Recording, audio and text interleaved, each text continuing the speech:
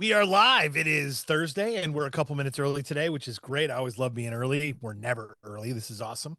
But it is 30 with Karen and Justin, and today we have some incredibly special guests. We're excited to be joined by Grace and Izzy Carden, two incredible young ladies who are making an incredible difference in our community, from their candle business to fundraising, volunteering, and giving back. They have an inspiring story that proves you're never too young to create positive change. Grace and Izzy, thank you so much for coming on this show. It's actually quite an honor to have you two on today. Oh, the honor is ours. Thank you so much for having us on. That's cool. So for those who haven't met you, tell us a little about yourselves. Who are Grace and Izzy? I'm Grace. I'm the older sister. I'm 17 years old. I just finished high school at Robinson. I'm getting ready to start university in a couple Amazing. months at the University of Toronto, Mississauga for life sciences. Cool. Um, I've always had a passion for giving back to my community, volunteer work, fundraising. And I'm looking forward to pursuing a career in healthcare where I can continue helping people on a daily basis. And I'm Izzy. I am 15 and I just finished grade 9 at Robinson. I am also big into fundraising and volunteering everywhere local. And I'm also a big advocate because I have type 1 diabetes and celiac. So I love to advocate for those causes and really everything else too. That's incredible. How's it being no longer the youngest in the school, the minor niner in the school? You must love that. Yeah.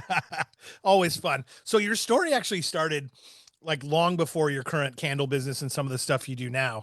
Tell us about like the lemonade stand and all the things that sort of kicked this thing off.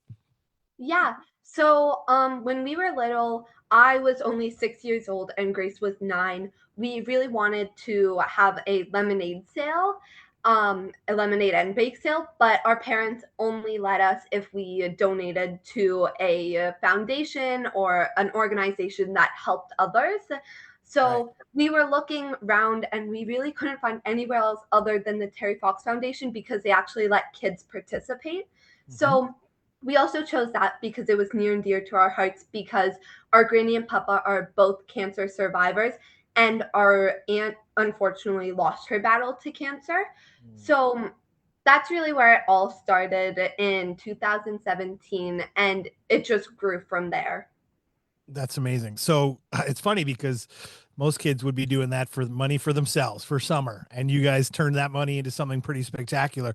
So you raised at this point over 13,000 for charity before you were even teenagers, for goodness sake, from what I gather from some of the info I have here.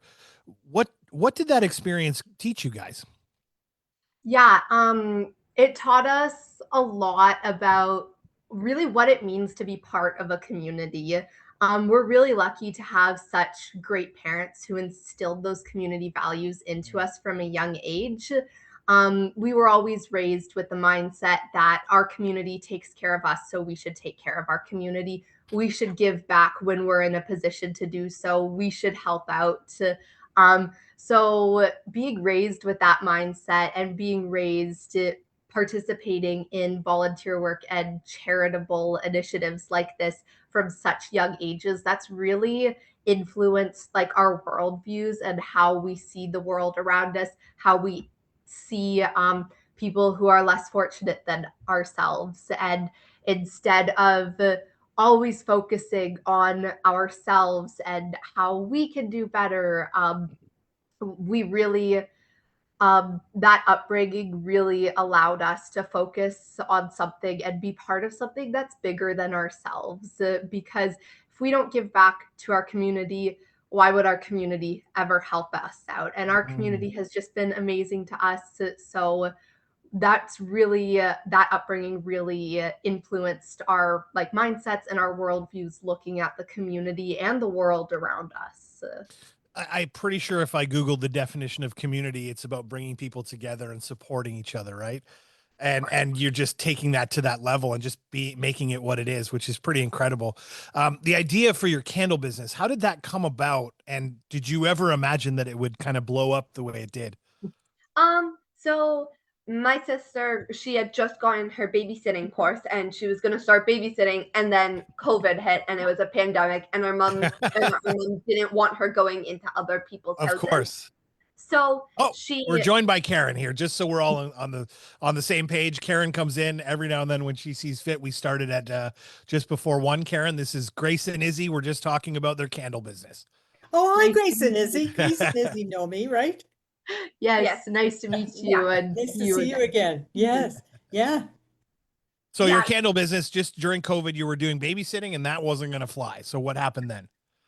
So we had a lot of extra free time, so our parents bought us a candle making kit, and we had so much fun. It brought us so much joy making candles. So we thought, why don't we start this as a business? Because we both have dreams of going into the medical field, and university and stuff can get very expensive from that. So we decided, why not make it a business, and then we can also do so much to help give back through our business too. Wow, that's incredible. And then, Izzy, you had a type 1 diabetes diagnosis, and that sort of changed the direction of some of your fundraising. Yes. Can you share how that experience has shaped your mission as a whole? Yeah, so being diagnosed with diabetes was one of the scariest moments of my life, but I learned to not be afraid of it, but to rather help and support others that are also living with it and to make them not feel so alone. So we shifted from the Terry Fox Foundation over to JDRF Canada Breakthrough, that was now known as Breakthrough T1D and Diabetes Canada. So we've done lots of fundraising candles for it and just fundraising through our own personal house with 50-50 raffles and Super Bowls. That's amazing. That is amazing. This year you also launched From the Inside Out initiative. Where did that idea come from and why is that important? Yeah, so backtracking a lot, when I was in grade 8, I was a student senator for my school. So I organized. Can I just say, why does that not surprise me? I got to be honest. Let's just say, go ahead. Yeah, so that whole role was representing my peers' voice at the Halton District School Board level, as well as organizing different initiatives within my school. And I had organized food drives, canned meat drives, because there were certain organizations who said, we really need these items. And I'm like, okay, yep, like my school can help. I'll organize a drive for that. And then I saw that the Compassion Society was in desperate need of underwear. And underwear is something that is very overlooked when people are donating. It's kind of got that like stigma to it, kind of feels like uncomfy almost donating such personal items. And the Compassion Society, they were in such desperate need of underwear. And so I approached my school and I'm like, hey, can we run an underwear drive and collect new pairs of underwear to donate to the Compassion Society, because it is such a needed item and there are clearly people in our community who need those items. So I approached my school and I'm like, I want to organize a drive for this. And unfortunately, they turned me away and deemed that collecting underwear from elementary school students was too inappropriate. Even though it's an essential everyday item. That really frustrated me, but I saw how desperate the Compassion Society needed those items. So I brought it home. I talked to my family about it. And with the help of Izzy and our parents, we ran a drive out of our home and we got the message around through social media, flyers, word of mouth, talking to our neighbors, friends, and we collected underwear and we gathered them, just porch drop-offs at our house. And we collected all of them back then and then we donated them. And then fast forward to this year, undergarments are still a very, very overlooked item when people are going to donate. When people go to donate to the Compassion Society, they think socks. They're donating shirts, pants, but nobody thinks to donate the undergarments. And those are items that can't be gently used. They have to be brand new. there are so many people who are unfortunately facing financial insecurity who just can't afford these items and would be going without if it weren't for amazing organizations like the Compassion Society. So we said this year, we're like, let's run it back, let's do it again, and this time let's make it big. We want to try and help as many people as possible. So we created From the Inside Out, um, and we gathered and we created donation bags. And then we had tons of amazing local businesses offer to host donation bags in their storefronts. So it would be easier for Burlington residents to drop off items instead of everyone having to come to our porch for a porch drop off.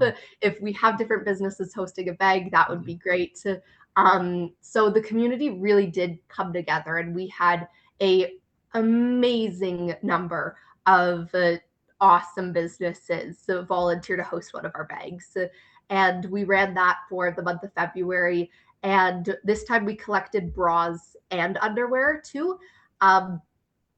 All sizes, all ages, all styles, because everyone, we're humans. We come in different shapes and sizes.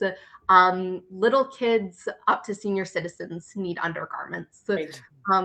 So we were able to collect a large variety of items, and we were actually able to raise over 1,300 pairs of undergarments in just 1 month for the Compassion Society. And being able to make that difference and help all of those people, it is really amazing. And it was great to see how our community came together to help us raise that many items. And we're already looking ahead to next year. We've been looking ahead to next year. We've been planning since March. Like the minute we dropped the bag off, we're like, okay, how do we make this bigger and better for next year? How do we make our impact go even further? And we are hoping to make this an annual initiative and just get bigger and better every year so we can really expand our impact and help as many people as possible in our community. I'm speechless in a lot of ways. Yeah. Like, how do you quantify what they're doing in a way that is incredible? Like, it's just amazing. And I almost look at my kids like, what are you doing right now? No, I'm just kidding. No, unreal. I mean, it's, you're 100% right. It's, just while you were talking, I was thinking about it, like everything we've ever donated to, whether it's to clothing, churches and things we've donated, and it's always the outer garments and the jackets and the boots and things. And we never think to stop and grab a couple pairs of underwear. It's going to be on my list. And you know where I'm sending them next year. I'll be sending them to you. So Are these a brand new underwear and Yeah. bras or yeah. The expectation would be they would have to be. Yeah. Everything is brand new, unopened, new packaging. Wow, That's wonderful. fantastic. And so 1,300 pairs of undergarments, right? Wow. And so you're only working with the Compassion Society, right? And go ahead. That is where we made our donation this year. Looking ahead to next year, depending how much we can expand, we will, of course, be looking at different organizations. And both of us have experience within the food bank system. All of those organizations that kind of do the same thing, they have a system as well. And if one location needs items, there are protocols in place, there are systems in place to transfer items between warehouses. But definitely, the Compassion Society was the one that we had the contact with, that were in need, were asking for these items. So that's where we chose to make our donation for this year. But of course, there's always next year, always expanding, seeing where else we can help out, what other organizations are in need. Karen and I are both parents. Karen's my mom, so that it kind of works out in this conversation. And I have 3 kids about your age as well.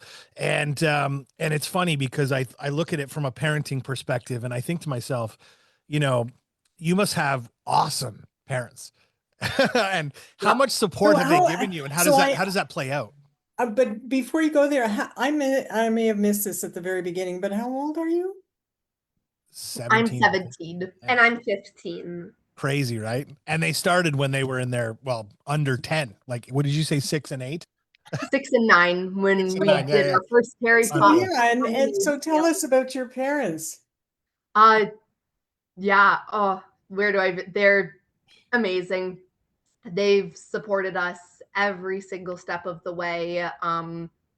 We really did luck out in the parent department. They love us unconditionally. They are always They love there us to help unconditionally. I us, love that. always there to help us, to support us. And we're like, hey, we're gonna create, if candles aren't busy enough, we're gonna start another initiative and we're gonna make it a city They wide. go, sure. They're just like, yeah, what can we do? We're gonna post in Burlington Dad's group, post in Burlington Mom's group, get the word out. They really are. They Amazing. really are the best parents ever. Our mom's actually just sitting right there watching us. Love you, Mom. Love you, Mom. Love you. That's adorable. So on top of all of that, you also regularly volunteer at the food bank. Mhm. So, I mean, already your time must be thin, but you're already also doing that. What have those experiences taught you about our community? Because I know there's some shocking things I've learned Mhm. about the need for this. What have you guys learned in your experiences there? Yeah, it's working at the food bank, working in the food insecurity sector has honestly been eye-opening. I've been Yeah. with the Burlington Food Bank. I'm coming up on 4 years of volunteer work. Izzy's coming up on I 2 years. just came up on 2 Izzy years. just had her 2 years there. And we volunteer pretty much on a weekly basis. After we're done here, switch it over, Carden Candle Co. t-shirts to Burlington Food Bank t-shirts, and we're heading down there. Um, so yeah, I've been there for almost 4 years. I have done all the roles, started in the back, stocking shelves, making produce bags, and then I um, kind of was just trained on all the roles. And now each week or hopefully every week, life gets busy and sometimes work schedules overlap and things like that. But pretty much every week, I am handling the front registration desk. So as our clients come in, I am welcoming them to the space, entering their information into our database, taking their orders, stuff like that, registering new intakes who have never been to the Burlington Food Bank before. So I think having that client facing experience really showed me more about what food insecurity is. Before I started at the food bank, I also believed in so many different stereotypes and myths about what food insecurity looks like, that food banks are just for unhoused people, that there was a certain type of person who used the food bank, and it was very stigmatized. But since starting there, like, my eyes have been opened.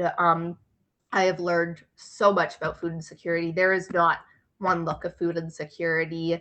Um, everyone, um, people from all walks of life can experience food insecurity. And it's really unfortunate in the economy that we're living in, how many people are struggling to put food on their tables. Um, but yeah, it's really opened my eyes and showed me like just how many people in our community are relying on food banks to make it by and to get food that they need to survive, which is very, very heartbreaking. And I think those experiences really shaped how I view the world around me even further, taught me to be grateful for anything and everything that I have in life. Um, and really just like, I just want to be there and make that somewhat difficult time, because accessing a food bank and asking for help for many people can be very uncomfortable, can be very scary, very intimidating, and embarrassing even in a lot of ways, right? exactly, Yeah. exactly. And we are actively working to break down the stigma surrounding Mhm. food banks because at the end of the day, we need food to survive. And in this inflation, if the paycheck is not going to cover rent and food, Burlington Food Bank is here. There are so many other food banks, food markets, food pantries. We have so many incredible organizations available and great volunteers, great staff members who are there to just really try and make that transition and that experience of accessing food banks more comfortable and more dignifying. So it's really, really influenced just how I perceive the world around me, how I see others in my community, and how I honestly how I carry myself through the world. So I see a lot of passion, and it's amazing, isn't it, Justin? Oh, And I'm going to tell you that I first of all I want you to explore Rotary when you can, or if you know a Rotarian, go to a meeting and tell them exactly what you do. I can actually influence that because I was a Rotarian. And the other thing that I want you to do is I want you to explore NGOs around the world because you have so much passion. And those NGOs, I traveled around the world helping people in third world countries. And I have the same passion as you do, but I'm an adult, so I had to work for a living. Yes. But the thing is that it's you can carry this passion globally. And this is what's so very interesting about you both. Now, and how did that affect your sister when you started working in the food bank? How did you feel about it? Yeah, when she started volunteering in grade 9 to just get her volunteer hours, I saw how passionate she was about the food bank. And I knew that once I was old enough, I would start working there and volunteering there because it's such a special and welcoming place for everyone. Yeah. And I knew that I wanted to help people as much as I could. So once I was old enough, I was like, sign me up. I'm coming in every time I can. That's amazing. I think the best part about it is you're taking the right approach to it, and the approach that the food bank takes is incredible in that they're really trying to help and trying not to make it a daunting and crazy and scary experience, because it is one of the most difficult things we could do. I know as a man, like, not being able to provide for your family is in today's world is heavy on a lot of men's eyes or in minds, and having to do that and ask for that help is difficult. And to have people like yourselves that are just it's not relevant where you're at, what you're doing, what situation put you here or whatever. What's relevant is you need to eat. And we come back full circle to that word community and helping each other and being a part of this community that's Yeah. here to support each other. And that's what you guys are doing, which I think is incredible. I just wanted to talk about the Carden Candle Co. a little bit because it is pretty cool. And I'm curious, how big is this? Like, what does the production line look like? Who's doing the candles? Like, is this out of your garage now? What is happening here? Yeah, I feel like I've talked a lot. Do you want to answer that one? We started in our kitchen, but our mom soon realized that that was a mistake because candle wax got all over the place. So we took over our furnace room and it's became kind of like our candle laboratory basically, because it's making candles, it's pouring the wax, it's wicking all the candles and vessels, and then it's also testing out new scents on how to make the best scent possible for our customers and stuff. And it's just like it's a lot of trial and error, and we do this whenever we have time in our basement because homework there is a lot of it, but we always make time for candles because it's just so important to us. And yeah, so a lot of it just happens in our basement. We make the candles all by ourselves, and yeah. Yeah. we try and just to, even when school's busy, I know we have more time, thankfully, to catch up in the workshop now that school's out.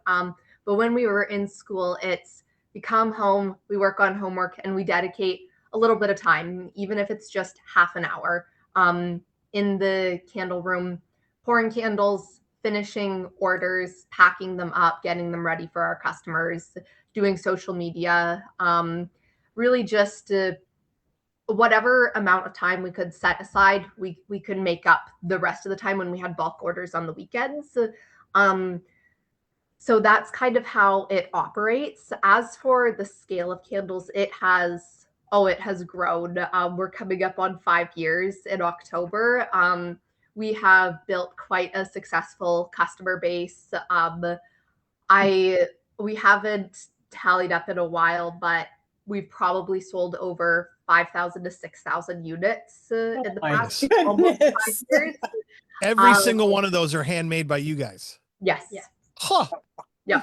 If I got one, I wouldn't want to burn one because I know it's made by Grace and Izzy. I know. And let me also just say, can I just say, you've mentioned school a couple times and being able to put time. For all you parents listening to this, and make your students and your teenagers watch this, because I want to point out that Grace and Izzy are also honor roll students. So they take the time to be able to be good students, get everything done, and still have time to do all this other stuff. So there's really no excuses for your teenagers out there. Right? and you do it when you have all that energy to burn. Yeah.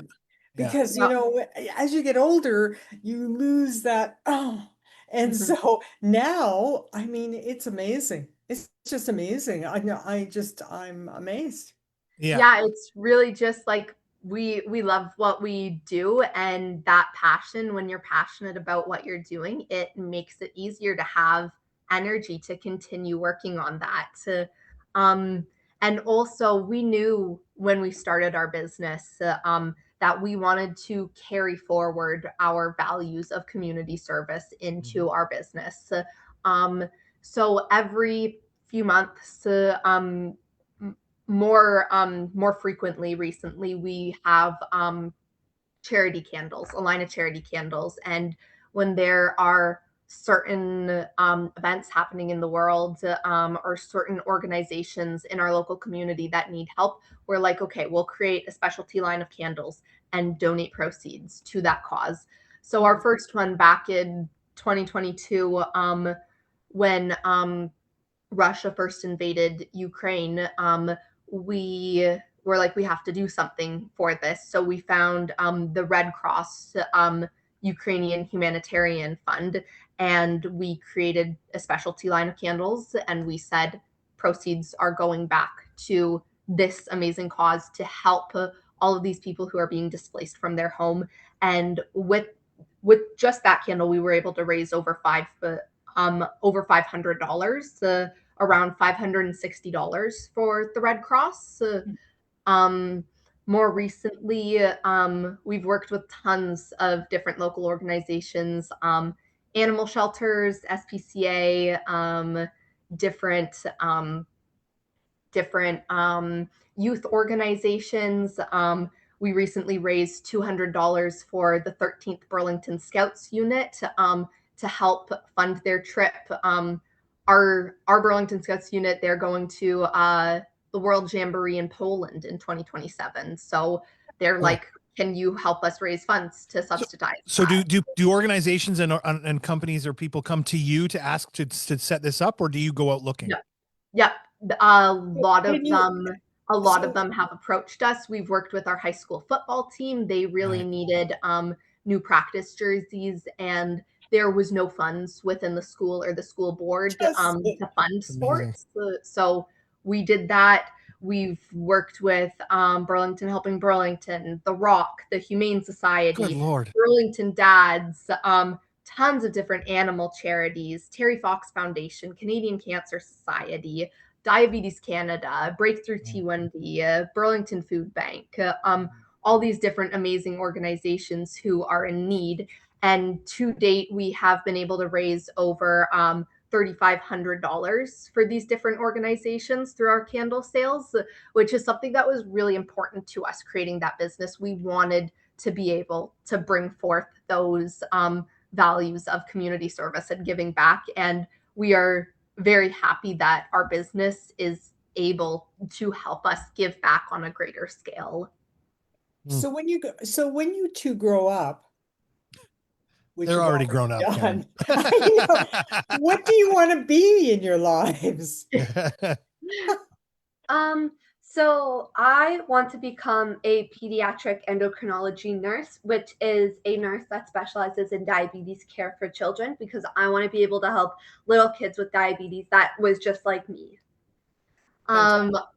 Yeah, I also want to go into the medical field. I love helping people. I love math and science, love problem solving.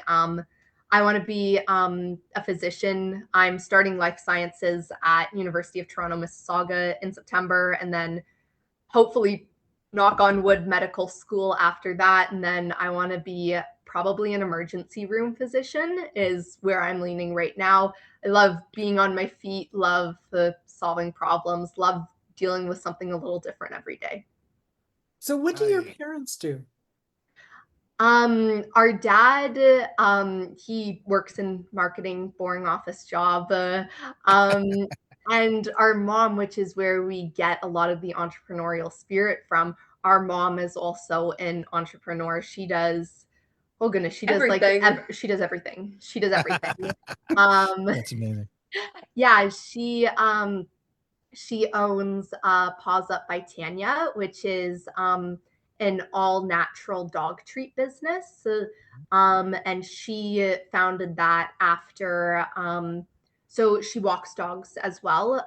And after seeing the ingredient lists with tons of chemicals, processed dyes, and it's like, why are we feeding our puppies these? She's like, she's freaking amazing at baking, guys. You guys need to have a Tanya Blizzard Carden chocolate chip cookie.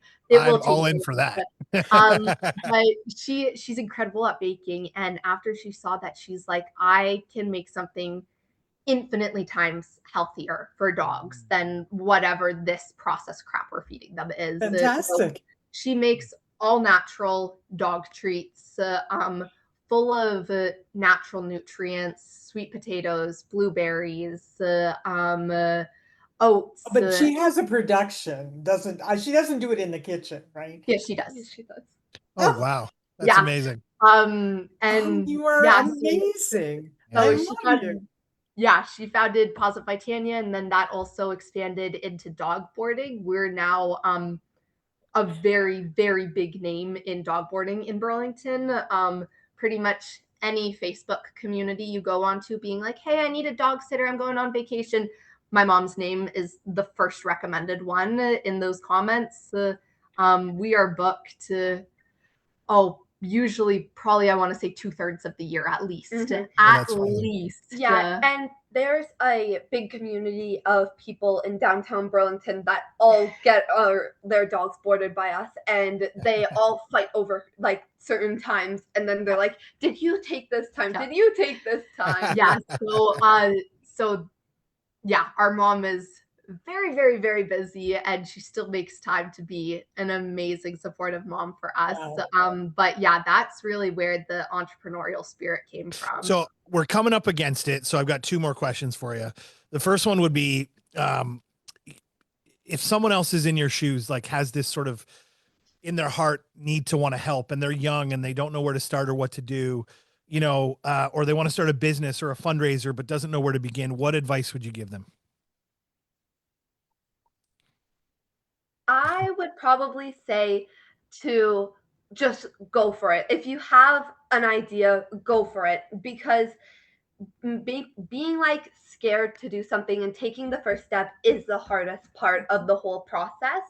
So once you actually like finally just are like, okay, I'm going to do it, it gets much easier and the flow gets so much more fun, and you just experience so much stuff that you would probably never experience if you never took the first step. Wow. That's perfect. It's funny. Something I've lived by for a long time is action is better than perfection.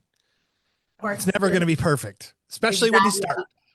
Especially when you start. But if you're moving in the right direction, you're actually taking those steps. Mm-hmm. The journey to 1,000,000 begins with one. That's another one I heard. Okay, last question, and I told you this one before, so you had some time to think about it. If you could have dinner with anyone living or not that may have inspired you to make a difference in this world, who would it be and why? Yeah. First thought, my mind goes to Terry Fox. We were involved in the Terry Fox Foundation for 7 years, and just hearing more about his story and learning more about his passion and his dedication, it is just he is so inspiring. And being involved that deeply in the foundation, we learned so much more about him and his life and his legacy than what they just teach you in elementary school. And he really, really was an incredible individual. And he was selfless. He dedicated his entire life to making a difference, raising funds for cancer, helping kids see themselves represented with prosthetic limbs. And his passion was unwavering, and his dedication to giving back and reaching his cause and his dream of nobody having to live with cancer.